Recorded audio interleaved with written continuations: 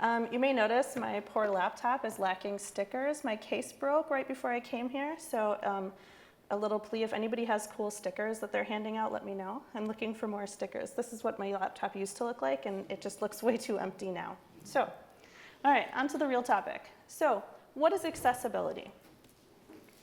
Accessibility is many things to many different people, and it's going to be different for every project you work on.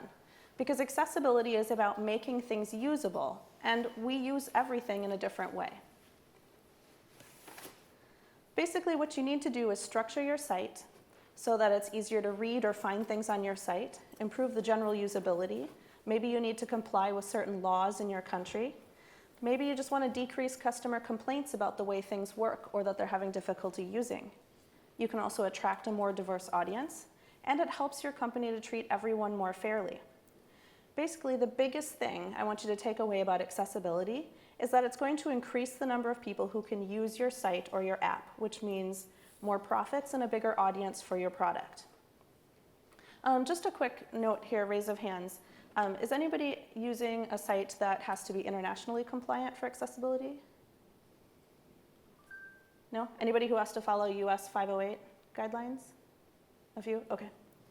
I did go through and put in some UK and Scotland specific statistics, but I also have quite a few US statistics being from the US. So just know that the problem is prevalent everywhere. So how much bigger can your audience be?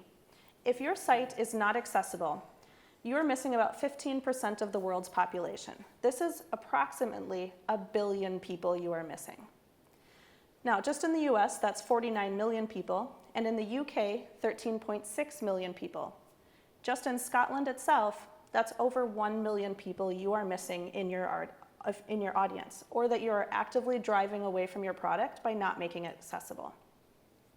This number is also increasing every year.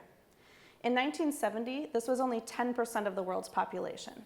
But because we've gotten better at keeping people alive longer and keeping people with disabilities healthier and alive longer, this number is targeted to even keep increasing as time goes on. So the audience is getting bigger every year. This is not limited just to elderly people. That's something I hear a lot. I'm a consultant, and so I work with a lot of different companies on things. And one of the things I always hear is, oh, well, we're targeting a younger audience. But disabilities are affected across all age groups. In all age groups, people with disabilities are at least 3 times more likely to not be able to use technology or to say they're unable to use technology or the internet than their peer groups.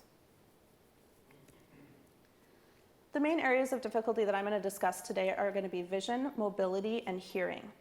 These are the most common issues that affect the digital content that we're creating. So vision, there's a lot of different types of vision. The first one, the most common one, is going to be colorblindness. Colorblindness affects about 8% of men, which is about 1 in 12, or 0.5% of women, which is about 1 in 200 women. As many as 40% of the people who have colorblindness don't realize that they have it. Things just are more difficult for them to use. So they don't necessarily realize they have it and are not aware of the tools that they can use to help make things easier for them.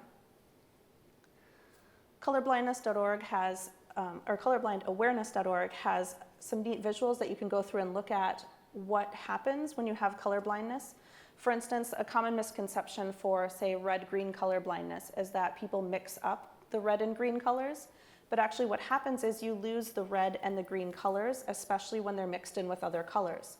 So for example, if you had a blue pen and a purple pen, someone who has red-green colorblindness would have trouble telling the pens apart because they lose the red that changes the blue to purple in the purple pen. And so it's not quite as straightforward as just mixing up 2 colors, but rather that they lose parts of colors, which can make things a lot more complicated. There's also vision impairments. 253 million people worldwide deal with a vision impairment, and only approximately 36 million of these people are functionally blind. So there's quite a few people who have varying degrees of vision impairments without actually being blind. It is estimated that over the next 10 years, this number may triple due to population growth and also people living longer. So vision impairment is going to be a big thing increasing in the future here. Mobility issues as well can cause a lot of difficulties with using websites. In the UK, there's approximately 7.2 million people who suffer from mobility impairments, and in the US, about 48.7 million. According to the CDC, 1.6% of the population of the world, or over 5 million people, find it difficult or cannot grasp or handle small objects, which would include like a mouse or a keyboard or the small keyboard on a phone or a tablet. So it's quite a few people who have trouble using devices that are very common to use for our apps and our websites. Hearing problems are also very prevalent. In the US alone, 15.4% of adults, or 37.8 million people, suffer from a hearing impairment, and over 1 million of those are functionally deaf. So there's quite a large audience as well who are unable to hear things. And if you need some more to sell this to your employer or your manager or your team, improving accessibility doesn't just help those users who have a disability, but it also helps lots of other users. For instance, if you improve the visual content, the contrast on your site, or the images that you're using, you're not only helping someone who has a visual impairment, but you're helping someone who's trying to use your website on their phone in the bright sun and they're having trouble seeing it. When you improve the mobility issues on your website, you're also helping parents who might be trying to use your website one-handed while holding a squirming toddler. Or you could be helping the 3.5 million people a year who break part of their arm or hand and are in a cast temporarily. When you improve your audio and video clips, you're also helping people who are trying to use your product in open office environments or loud coffee shops, or say in a cubicle where they have a neighbor right next to them and they're unable to use audio while they're visiting your site or using your app. So you're not just helping the audience that I described with disabilities, you're also helping hundreds of thousands of millions more people who have temporary issues with using your site as well. And if you need even more to sell this, I know a lot of managers like to hear about, oh, the future, we're on the cutting edge. Well, voice-controlled digital assistants are all the rage right now, and their usage is increasing dramatically. In the US alone, approximately 46% of people are using voice-controlled digital assistants. That's, for instance, on mobile phones using Siri, Cortana, Google Assistants. Also on the rise are the use of Amazon Echo and Google Home. The sales of those keep increasing as well. So a lot of people are trying to consume content and use the internet with these voice-controlled digital assistants. So when you make your site more accessible, you're actually making it a lot easier for voice-controlled digital assistants to use your website as well. So again, a lot of people are needing accessible websites. So what kind of things can you do? The number one complaint I always hear is, oh, it's too expensive. We can't do it. But it doesn't have to be expensive, and it's easiest if you build it in from the beginning. So people who say, oh, we'll add it in later, well, that can make it really expensive to add in later. If you can build things in from the beginning, it can be very inexpensive and very easy to build in. Some very simple things you can do. Don't rely on color differences alone. For instance, red-green colorblindness is going to have trouble telling which field they're having trouble with because they're going to lose the red color. So it's going to look like a slightly different shade of gray, which is going to be a lot more difficult to notice than a field that's bright red. Make sure you're using high contrast in colors. High contrast can really make a huge difference, including on slides when you're giving a talk, but especially on websites. If you were trying to look at this slide out in the sun or in the bright lights, even out in the lobby, it can be really difficult to read the top too. So make sure you're using good contrast. Make sure you always allow text sizes to be increased. I know responsive designs were all the rage a few years ago, but responsive designs tend to force text to fit inside a certain area. And when you try to increase it, it can run off the side of the page and it doesn't allow horizontal scrolling, so you can lose content. Or when you don't allow the text to push images out of the way, then you end up with text on top of images, which is really difficult to read as well. So make sure that you allow text sizes to increase. Try to avoid using text on images.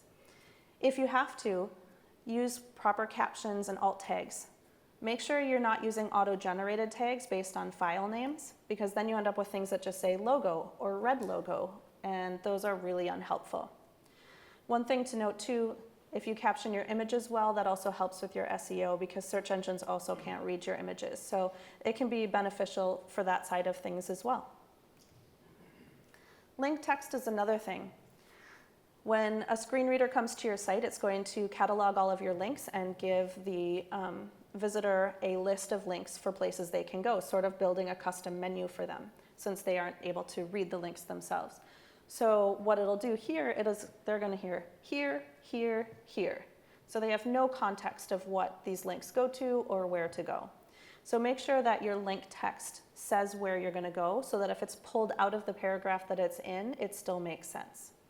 This not only helps people who are using screen readers, but the vast majority of people skim websites, and so they're actually only going to read the text that's highlighted as well anyway, so it helps them as well. Make sure the path through your website makes sense. If you have lists of things, especially lists of things that may go horizontal, usually we do vertical, but in this case, when someone's going through with a screen reader, the most common way to do this is with two divs that are floating next to each other. And because those are two separate containers, it's going to read the first div first and the second div second. And so these will then be out of order for someone who's not doing it, who's not viewing it visually. So make sure your path through your website makes sense without having to see it floating next to each other. To help with mobility issues, make sure there's a lot of space between things you have to choose from, especially between, say, a clear form and a sign up. You want to make sure it's really easy to hit the right one and not accidentally hit the wrong one at the same time. And again, this not only helps someone with mobility issues, but this helps someone who's trying to do it on their phone while they're on the train and they're bouncing around. So all of these things help more than just people with disabilities. It's also a good idea to make sure your forms can be filled out using a keyboard only, which is a good test to do.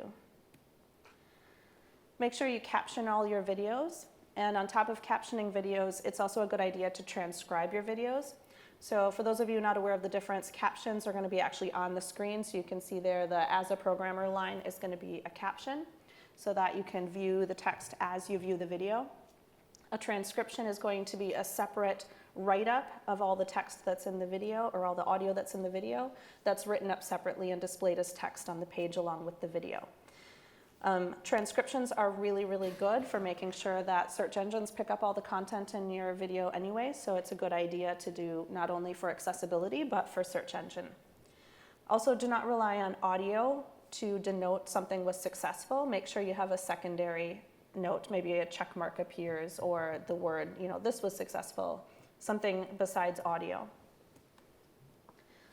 So how do we test these things while we're developing or once we have developed to see where we're at?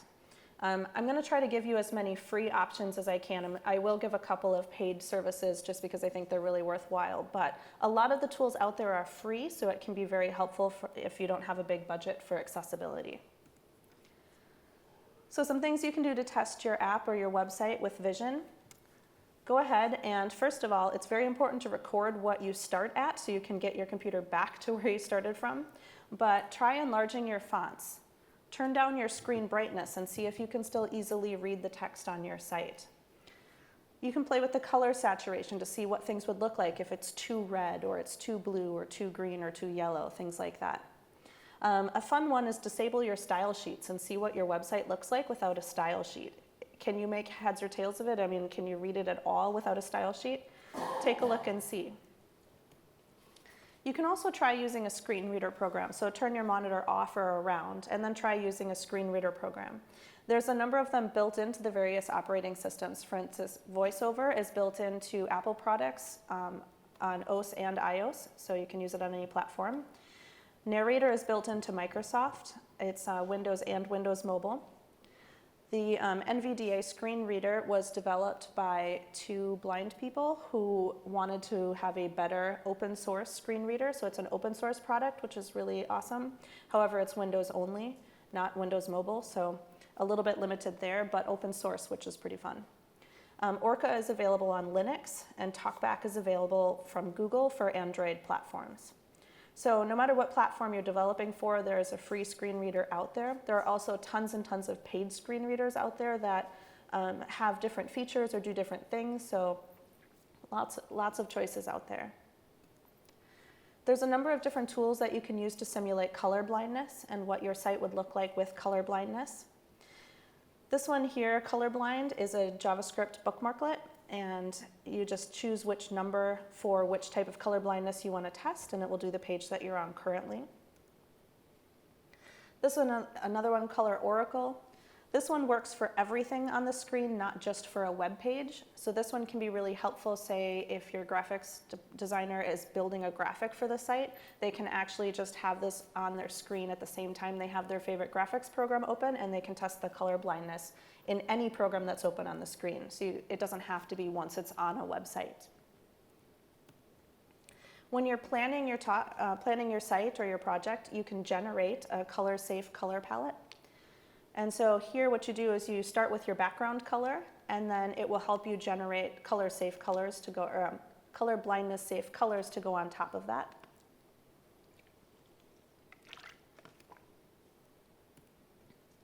And this one allows you, if you already have a color palette, you can put in multiple colors, and it will show you how those colors interact with each other and what their accessibility scores are based on their combinations. So you can take your color palette and see which combinations work for text on a background and which ones don't. This one also tests various font weights and sizes, which can be helpful too, because certain colors will pass at large type font but will fail at small type. So this can give you an idea of how those are passing and failing. This one will only test 2 colors, but gives you the specific grades. So if you have to meet a certain legal requirement for WCAG compliance, this one will actually give you your grades, so you can certify if your colors are matching. And this one doesn't show you the text examples of how things are looking, but gives you a better explanation of what the grades are and what they require for you to change about them if they're not passing. So this one gives you less visual data, but more text data. So all of these are a little bit different.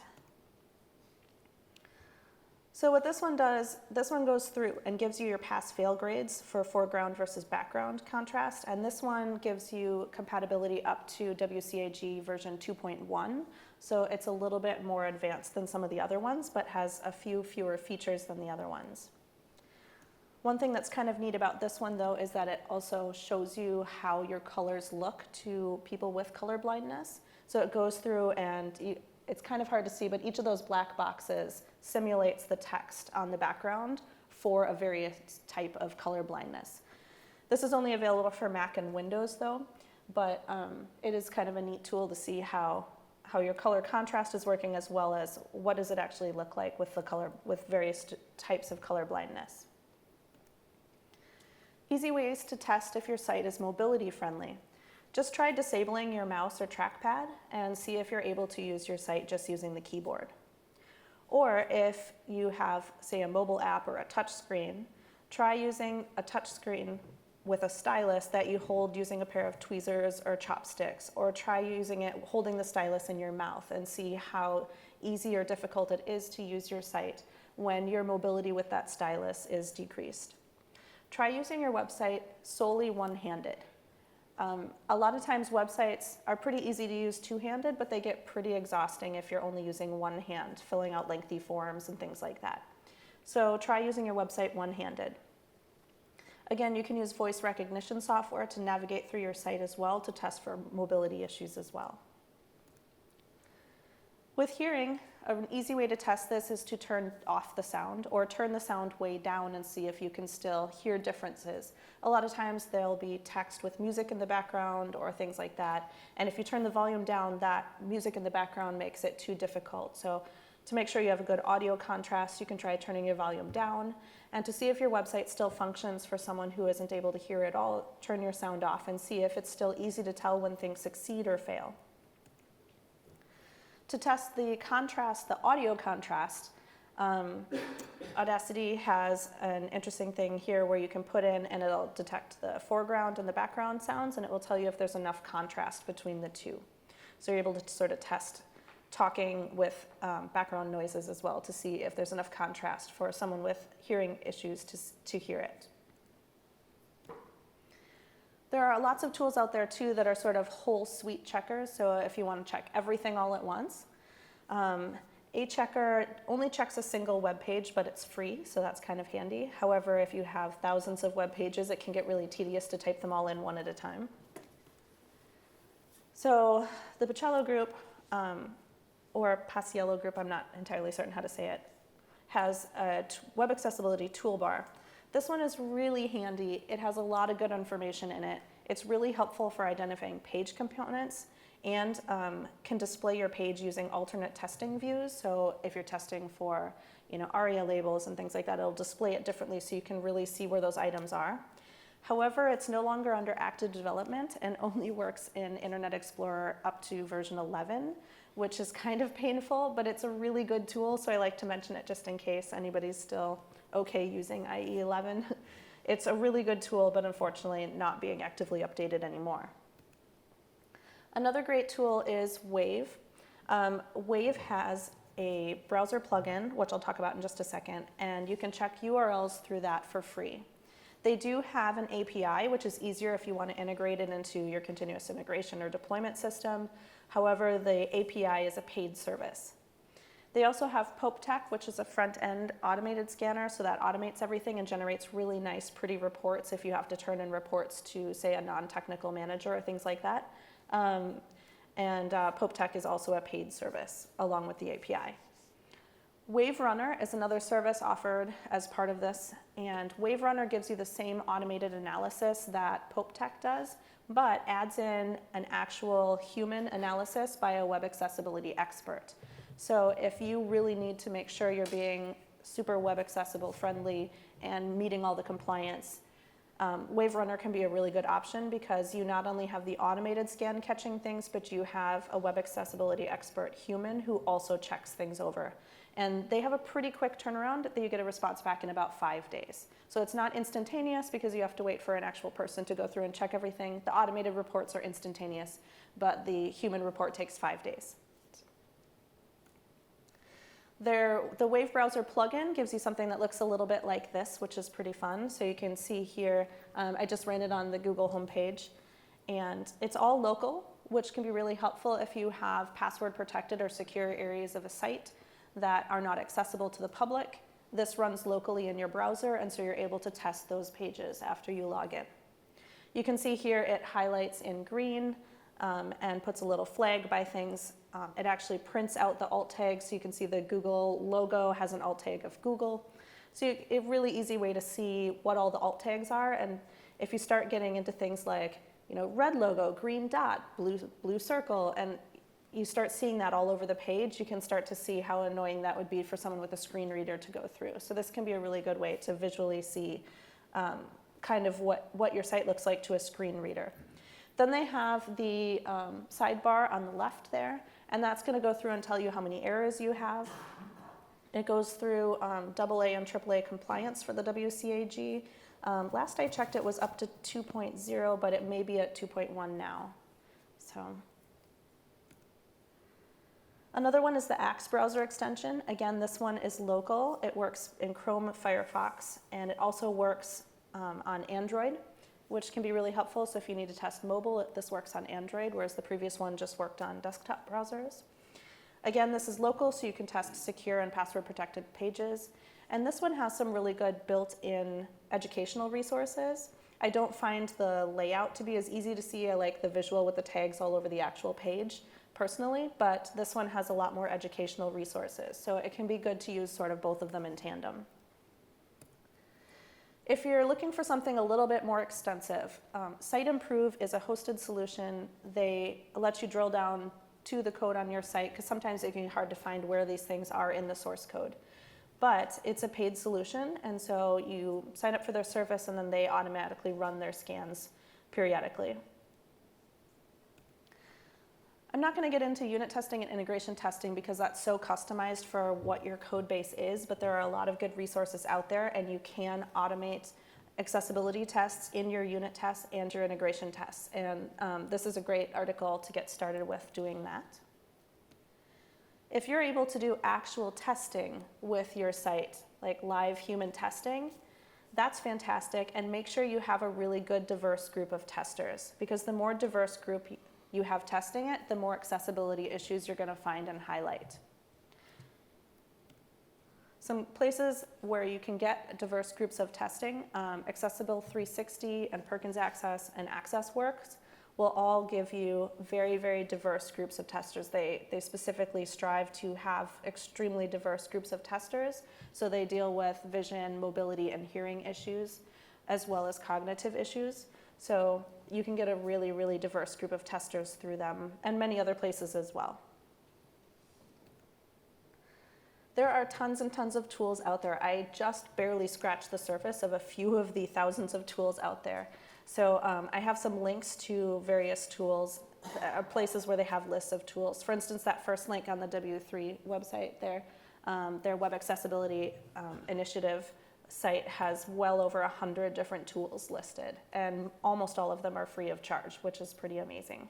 So whatever kind of site you're testing or whatever you need to test, chances are they have a tool for it available.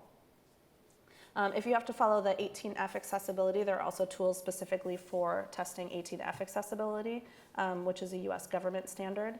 And so they have tools specifically for that as well. There is the Global Accessibility Awareness Day. It happens on the third Thursday of every May. And what this event is designed to do is to get people talking about accessibility, learning about the digital and technological tools out there to help with accessibility. They have talks that they sponsor and various events throughout the year, so that can be a great place to check out if you want to do some sort of event at your work. And let's go through what sort of accessibility testing might look like. So I've been a consultant for a really long time, longer than 20 years, and my website is about that old. And I don't update it very often because I work on lots of other people's websites, and then I don't want to work on mine. So my website's pretty old, so we'll pick on my website here. So just a quick test. If I increase the font size, you can see it works okay, but the menu starts running over the text. So that's definitely something I should take a look at, is I don't want my menu running over the text. One other thing I noticed right away when I increased the font size is that my header does not increase as much as the content of my site, which is sort of the opposite of what I want it to do. I want my header text to be the biggest. And so here you can see my header text is too restrictive for sizing compared to the body content. Also, the text on my website, or on my menu there, has not increased at all. Only the line size has increased, which is definitely not what you're interested in if someone's having trouble reading the text because it's too small.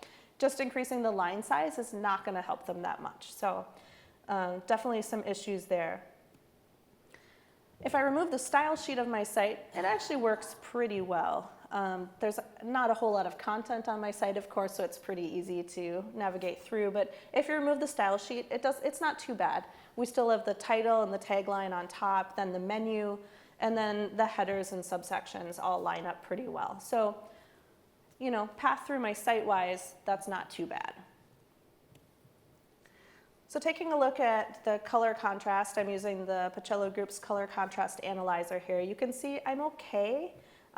Most of my stuff is pretty good. If I'm doing AAA compliance, then I pass for large text, but fail for small or regular text. And so that's because of the lighter green color. Simulating color blindness, so taking a look at how the text color would look on a white background, which was my background color, you can kind of see it's still pretty readable. It doesn't look as good, but it's still readable. We can actually use the colorblind web page filter, which was a link I gave earlier too, and this one actually shows my whole site as it would appear to someone with color blindness. So excuse me, this one is protanopia, which is red-green color blindness with anomalous red cones.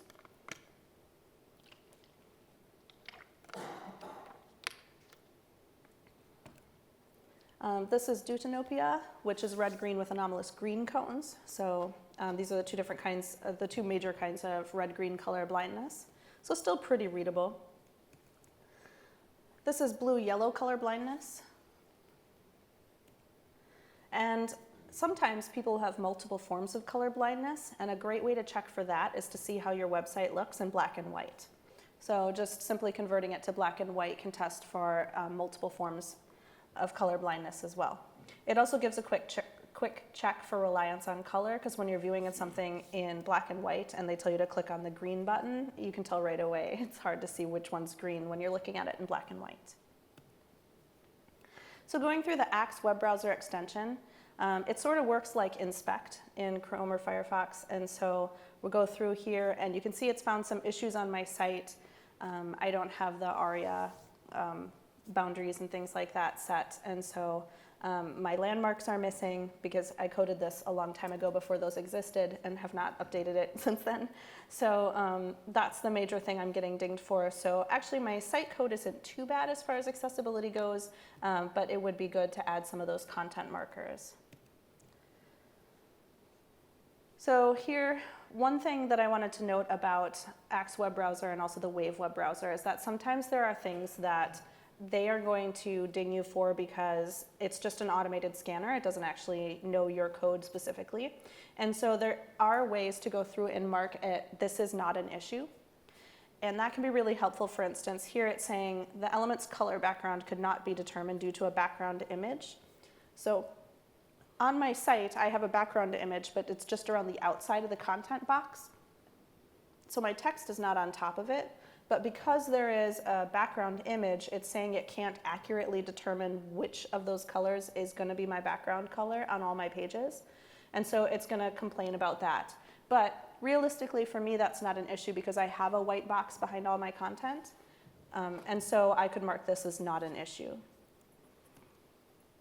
So taking a look at my site in the Wave browser extension, like I said, I sort of really like this visual. I'm a little bit more of a visual person at times when trying to figure out where issues are on the site. And so here you can see the red boxes there with the X's. Those are issues that have been noted, or errors. And then you can see the green little mountain picture. That one is going to note everywhere there's an image with an alt tag. And so you can kind of see in my menu there, it says you are here, image leaf. That's really great. I can probably drop the image leaf because that doesn't really matter, but the you are here is good to say. And then for the menu items below that, the alt tag on the image says leaf everywhere, and that's silly. I should take that out. So you can kind of get a quick glance at how your image tags are looking and if that content is valuable or not, or if it's just taking up space. Down below on my images for my compliance, you can see those have the content explaining what the abbreviations on the badges mean, and so that's pretty useful content there. It outlines my headers, so I can see where I'm using headers. This can be especially helpful if you're coming into a page because a lot of times like marketing teams and things will use headers to denote font size rather than to denote headers. So you can kind of quickly see when you glance at a page, are they using headers for anything that shouldn't be used for headers? And one of the major issues, I've talked to a lot of people who think, well, it's no big deal, it just, why not use the headers for content elsewhere? Well, because when someone with a screen reader comes in, it's going to give them those headers to mark the page sections. And if you're using headers out of order, or if you're using them for content that is not a header, it's going to be really difficult for those pages to be navigated for someone using a screen reader. So it can be really important. The Wave browser extension also goes through and highlights which issues affect the entire page versus specific information about elements within the page. So here you can see I have one up at the top and I have no ARIA landmarks on this page. So that's an issue that affects my entire page, and so it highlights that at the top, gives it a little bit more weight so you can see it easier. When I click on the errors on the sidebar, for instance, when I clicked on that first error box there, it actually puts a little checked box around the issue and it increases the size of the red error box there. So I can see exactly which image that one's affecting. And so in this case, it's saying that the lighter green text there isn't high enough contrast. And so it's really easy to see where those errors are on the page. It also lets you go through, so you can see here I'm clicking on the link and it tells me that this is a linked image with alternate text. And then it tells me I'm doing okay because the alternate text is present for an image that is within a link. So it also tells you some of the things you're doing right, which can be helpful too. So if you're in the design phase, there are lots of articles that I'm going to link to here. So again, don't try to keep track of these. I've got my slides posted so you can get these later. But there are tons of articles on inclusive design principles at inclusivedesignprinciples.org. Inclusive Design 24 is a free online conference that they hold every year, and you can get the back issues, I guess, or back conferences as well. So there's a lot of great talks about accessible design and how to implement it and how to just design for accessibility right from the beginning. Cupper is an inclusive pattern builder library, so that can be really helpful. And the nutrition cards for accessible components are flashcards that talk about accessibility expectations, and that can be really good when you're brainstorming different project ideas, to have those flashcards to go through to keep accessibility, in mind while you're going through your project planning. These are some free screen readers. There's a free webinar on how to use screen readers, which can be really helpful if you've never used a screen reader before. There can be a bit of a learning curve to use them. And so if you're going to be testing with a screen reader, I recommend going through this tutorial first just to kind of get a feel for how they work and how you need to use them. And Facebook's alt tag AI is just a fun article about how they tried to automate adding alt tags to images on Facebook, because obviously if you're dealing with user uploaded content, you can't necessarily force your users to give you good alt tags for these images, or in Facebook's case, anything at all when you upload things. And so you may not be able to get that alt tag content, but you may still want to have it. And Facebook went through a really interesting study trying to use AI to add alt tags to images. And sometimes it worked and sometimes it really didn't. But it's kind of an interesting story about how they're trying to solve that problem. If you have to be cross-platform friendly, which I'm guessing almost all of us do, there's a lot of different statuses of what features are supported and which ones are not across various platforms. So if you're wondering for, say, HTML5 accessibility features or how they've been implemented, Android and iOS mobility testing as well. These websites will give you a quick rundown of which features have been implemented or are supported as well. If you have to follow certain standards, I have a bunch of links to the various standards. So if you have to be Section 508 compliant, there's the links to the standards that they require. If you don't have any standards that you have to be compliant against, but you're looking for some, Section 508 can be quite a bit strict and a little bit limiting, so sometimes it's a hard sell to the rest of your team. So there's also the VFO standards and the Web Content Accessibility Guidelines standards, so those can be easier ones to convince your team to follow, but still give you a preset set of standards to follow to measure your sites against. The Web Content Accessibility Guidelines are the WCAG, and so, excuse me, those are really good because a lot of the tools are pre-built to scan and compare against those standards, so it can be really easy to find tools to help your team stay on target with those. And if you're required to be ADA compliant, a lot of people don't realize that ADA compliance does apply to websites. And so there are certain features of websites that are required to be ADA compliant and certain things that are not. And so a lot of it happens in the design portion. It has to be designed for ADA compliance, but the actual code, there aren't any ADA compliance rules. So it's kind of a strange gray area. But the ADA standards for accessible design page can be really helpful in figuring out what applies to your site and what doesn't. Again, some more Section 508 tools for making sure you're in compliance. And then I have a bunch of links for places that have more tool sets that you can use. And if you need some more help persuading your team that you should be caring about accessibility or looking at accessibility, the W3C has stories of web users. And a lot of times what these stories do is go through and they talk about a real person and a real issue they've had using technology. And putting that human spin on things can sometimes be really helpful for convincing a team that this is a real problem affecting real people and something we should be caring about because these people are our users. There's also the WAI Tools and Techniques page has a lot of information about how to talk about accessibility with a team, exercises you can do with your team to simulate different issues and impairments.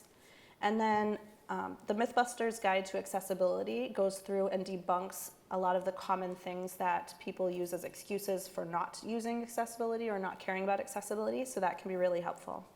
And usability.gov's accessibility page also has a lot of statistics and data that you can use to back up your reasoning for why you need to have this. Again, tons and tons of good articles. I'll let you look at those later because there's just too many of them to go through right now. And the biggest takeaway I want you to, I guess, take away from this talk is that accessibility testing does not have to be expensive. There are simple things you can do on your machine in a few minutes without installing anything or doing anything special. So even if you're just doing a little bit of accessibility testing, you can make a big difference in your code. The more diverse your testing group is, the better your testing is going to be because you're going to find more things. And improving accessibility helps everyone, not just a limited group of people. It helps every single person. And so improving accessibility can really help improve your audience. And once again, if you need my slides, they're up on Joined In. So you can go to Joined In and get my slides. You can also, if you have any questions or feedback on the talk, you can hit me up at my email address anytime, beth@treelinedesign.com, or on Twitter at E3BethT. And I think that does leave us a few minutes for questions. Yay. Okay.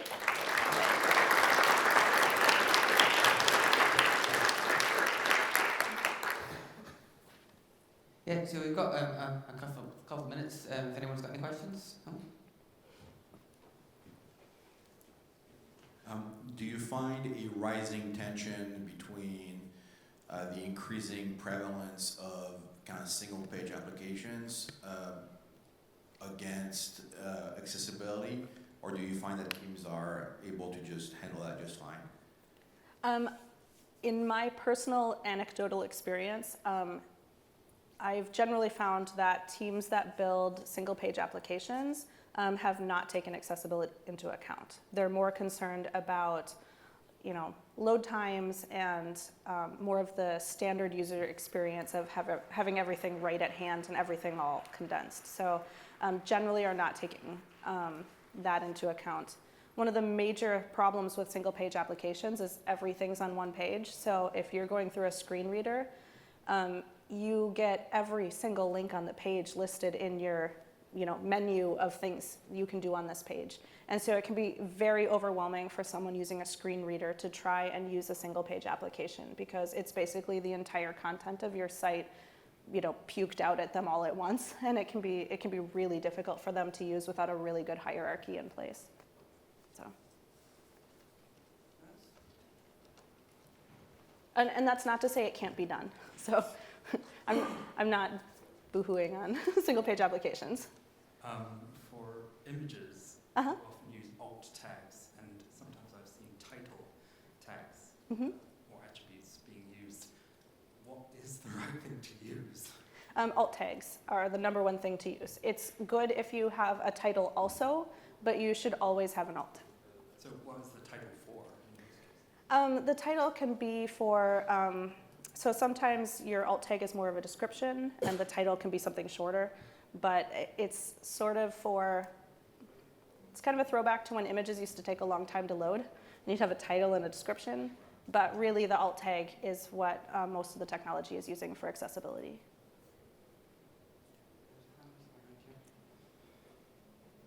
Hi, great Hi. talk. Recently, I actually had to review a website for an international audience. Okay. And as you mentioned, there's lots of different standards. Yes. And I was wondering, which one would you say is one you should go to? So, for example, if I have a website as an American audience, Canadian, and European, and they all have different regulations, Yeah. sometimes it gets a bit confusing. I'd recommend if you have to be international like that, first I'd take a look at if there's any guidelines you specifically are required to follow. So for instance, in the US, any sites that are given money by the government are required to be Section 508 compliant. And so I would say find out for sure which ones you have to follow first. If you don't have to follow any, you just have a diverse audience, but you don't have any specific requirements in those countries, then I'd recommend the WCAG 2.1 compliance. Thank you. Mhm. And one more question. Mhm. So I'm a back-end developer, and often designers will have already chosen the color palette and Yeah. to come through front end and Mhm. me. And instead of using all these wonderful tools at that point, I was wondering, do you have tools that I could maybe offer to the design team, like with when they're using Sketch and Adobe, so before it comes down to my end and I have to feed back to them? Yeah, there was the color contrast checker that you can use on your screen, and so that one allows you to actually test everything on your screen, so not a web page, but actually like anything you're working on in whatever graphics program you're using, or even if somebody emails you an image, you can just look at it and test the color contrast right in your email program. So it just works with whatever is currently displayed on your screen, and so I would send that to your designers as soon as you can. That's perfect. Yeah. Anyone else?